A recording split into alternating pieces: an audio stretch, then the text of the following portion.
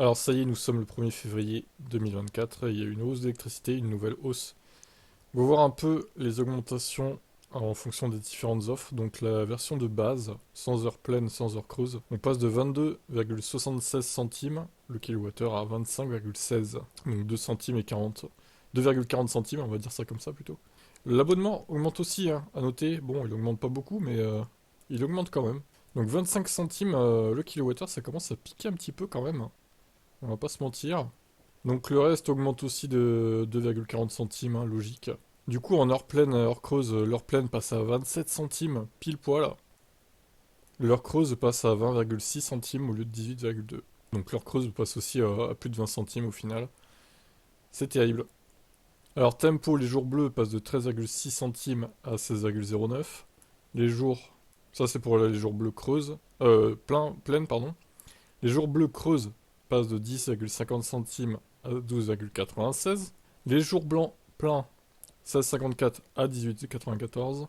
Et les heures creuses jour blanc, 12,46 à 14,86. Donc plus le tarif est bas, hein, effectivement, plus le pourcentage d'augmentation est haut, vu que tous les kilowattheures augmentent de 2,4 centimes, et les jours rouges augmentent également de 2,40 centimes.